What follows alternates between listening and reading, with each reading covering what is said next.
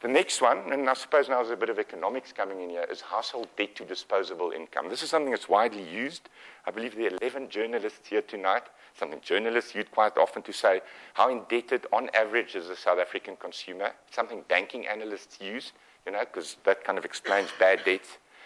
It obviously hides quite wide variation. How wide is the variation? Well, those of you that know the graph, right now, our average debt to disposable income, you can see that red line is about 75%. Okay, so on average, by the way, there's a whole different line, which is your average repayment, which has come down with interest rates, but at least it's been coming down, so people think that's positive. I'm going to show you now on the next slide that same 75% average expressed for wealthy customers. These are our customers who earn more than 1.1 million. Consumers, people who earn more than 100,000, or the mainstream market, which is below 100,000. Now you can see incredibly high variability here. This 140% average in this segment is about the same as California or Northern Europe. We actually have a highly indebted, wealthy segment in South Africa. This is also problematic. Okay, consumers, and in the mainstream market is arguably underlent. So suddenly this starts explaining why you're seeing a very fast growth in, for example, unsecured lending.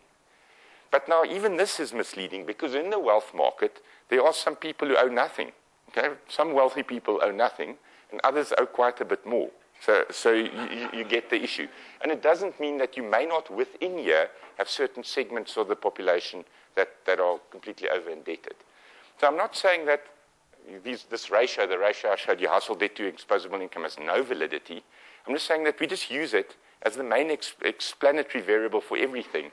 And that's a sin of averaging, because it really doesn't explain the complexity of what's happening in our economy.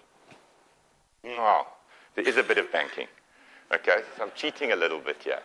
People think banks are all the same. Okay, it irritates us no end, because our whole job is to make us better than the other banks. And that's what all our competitors would say. I mean, you go home, you sleep every night, and you don't sleep because you think, how can I be better and how can I be more competitive? You spend 10 hours of your day at work, all of us, just saying how you can outcompete the competitors. And yet, South Africans think, oh, you know what, banks are all the same. Okay, now I'm just using one example. Okay, I could have chosen many, which is fees. And please note, I've used FinWeek because that actually, I must say, wasn't the motivation. I just didn't want to go to the Advertising Standards Authority again. So these are the FinWeek figures. I have to say that from what we've modeled, it does approximate quite well the middle income check market and the type of behavior of customers. And there are two packages.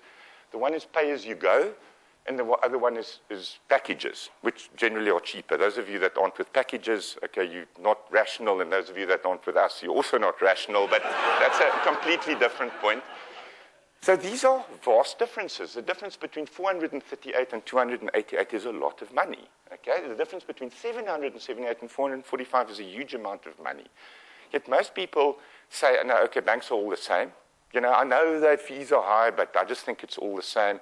And then if somebody points it out to them, they'll also say, yes, but it's so difficult to switch. And I could also show you different graphs on that. That's also not the case. But I suppose what I'm trying to tell you here is just that that's part of our job, and it's part of marketing and everything, to persuade South African consumers that, you know, things aren't all average. And also that they need to take more accountability and do things. Because sometimes it's quite comfortable to just live in an average world and say, you know, it's all the same in any event. So there's consumer choice. This is just, you can see this is a matchbox. Okay, so it's a matchbox sum that I've done. Again, please, matchbox sum. But I've said, assume there are 10 million check account users in South Africa. There are 33 million economically active people that don't bank with us. But let's just take less than a third of them and say there are 10 million.